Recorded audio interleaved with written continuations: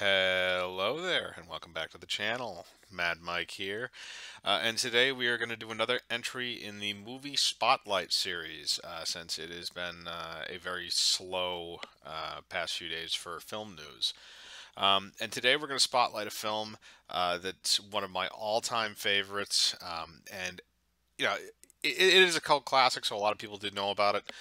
But for those people that are a bit more casual, it's the movie Big Trouble in Little China from 1986. Now, this film it's received a cult following since it was basically released at the time to by a rival studio to combat the film The Golden Child, which was starring Eddie Murphy, and they decided that they wanted to release a film around the same time in the same roughly genre to try and do battle with that movie. And Big Trouble in Little China was relatively low budget when it was made, even though the practical effects are actually very good. Um, so we go into this now. It's directed by John Carpenter, and it also has Carpenter's frequent collaborator Kurt Russell starring in the film. Now, Kurt Russell and John Carpenter made a trilogy of films in the 1980s, starting with 1981's Escape from New York and um, John Carpenter's The Thing, 1982, and then to finish it off with Big Trouble in Little China in 1986.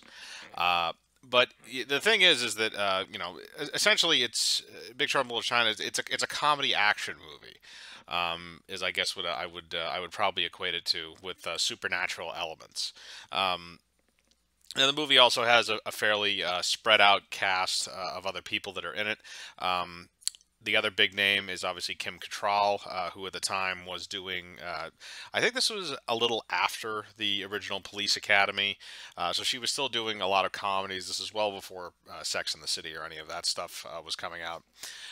But she does play a bit of it. She plays an over the top role in this, but it does fit. She can pull it off. You obviously have Kurt Russell as your star. You have Dennis Dunn, who would return in Prince of Darkness, as well as Victor Wong, who would return in Prince of Darkness. Both of which were playing. Dennis Dunn was playing Wang, and Victor Wong was playing Egg Shen. So, after the cast and everything, we go into the movie, and the movie, it's one of those movies. You can't quite tell if it's intentionally trying to be funny. I mean, it is funny regardless, but you can't really tell if it's intentionally trying to be funny or if it's just the goofiness of the actors and the over the top performances. I mean, Kurt Russell is chewing scenery in this thing from the very beginning to the very end of the film. He's this over the top character in Jack Burton, who's just this truck driver who happens to be at the wrong place at the wrong time. And I remember they did an interview with, I think it was Carpenter, and they were talking about the film, and they basically said that the idea was that the sidekick was the real hero. Where in the movie, Kurt Russell is the kind of the guy. He stops the evil guy who's trying to essentially, he's an evil Chinese wizard named Lo Pan, and he's the one that winds up stopping him. But throughout most of the movie, the guy that's doing all the fantastical stuff and saving the day is Wang, who's essentially the sidekick. And that was kind of the goofy idea, is that the hero is kind of this over the top guy, and yeah, he does kind of get it done at the end, but it's mostly dumb luck. A lot of it had very little to do with any form of skill that he possessed. Which again, it makes the film funny. The banter in between Kurt Russell and Dennis Dunn is really, really good. I enjoy the back and forth. They do say each other's names a bit too much, which is kind of it's a little annoying, but it's not. But you get past it very quickly. Some of the jokes are kind of funny. You can tell some of them feel like they were kind of ad libbed. There's a specific one that I always remember, where they're trying to break into this facility, and they're trying to break into this room, and there's Chinese writing on the wall, and Jack Burton asks, what does it say? And he says, Dennis Dunn says, oh, it says hell of boiling oil. He says, is, "Are you serious?" He's like, "No, it says keep out." It's one of those funny kind of scenes. You also see some actors in this that you've seen, specifically martial arts actors that you've seen in some other movies. Um, I can't remember his name off the top of my head, but the Asian guy, there's an Asian guy who was also in Die Hard. There's another one who I remember seeing from the Mortal Kombat film.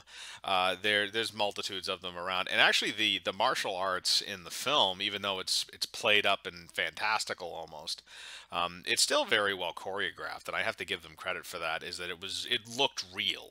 The choreography of it was really, really good. Aside from there's a few little clunky scenes where it's a wide shot and you can kind of tell, like, oh, he hits him with something, but it's not really that hard and he goes down. If you look really closely at the wide shot scenes where a lot of people are doing stuff, then you can kind of see that there's some issues there. But for the most part, all the close up stuff is really, really good. And then you also have the special effects. Now the special effects, I mean, it was obvious that this was kind of a low budget film. It didn't get a very high budget, and some of the effects do show, specifically the lightning effects and stuff like that. It's kind of like, okay, like they work, they do work, but they're not outrageously good. But again, that kind of adds to the charm of the film. Again, this is an 80s movie, and it feels very much like an 80s movie. And if people know what 80s, if people have seen a lot of 80s movies, you know what I mean by that. But it does do a great job. The interactions between Kurt Russell and Kim Cattrall are very good. Victor Wong essentially steals the show in the third act, and it's great. They have this really funny interaction between him and Lo Pan, where they're projecting these images of samurai fighting from these crystals, and it looks like Lo Pan is playing a video game. It is so funny, and again. I don't even know if it's intentionally trying to be funny, but it is, and that's what makes the movie great. Well, that's what makes it entertaining.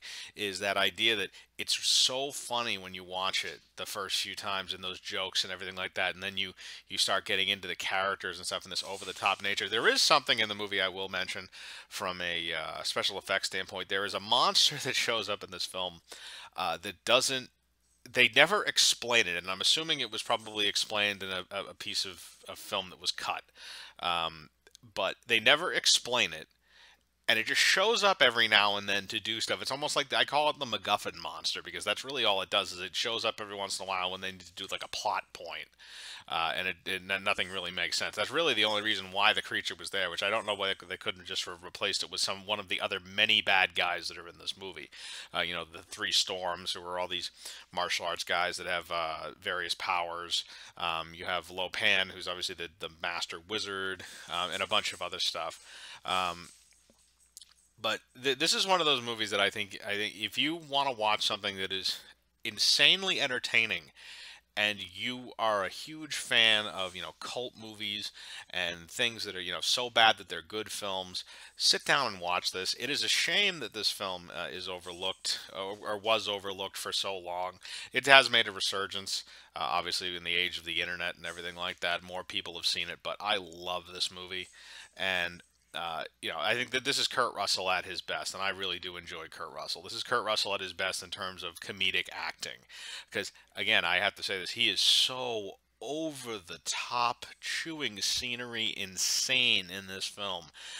The opening monologue has him just in his he has an opening monologue at the beginning of the movie where he's just in his Mack truck and he's talking on the CB radio, and he's just screaming into the ether. He's not even talking to anybody. He's just yelling and munching on a cheesesteak at the same time.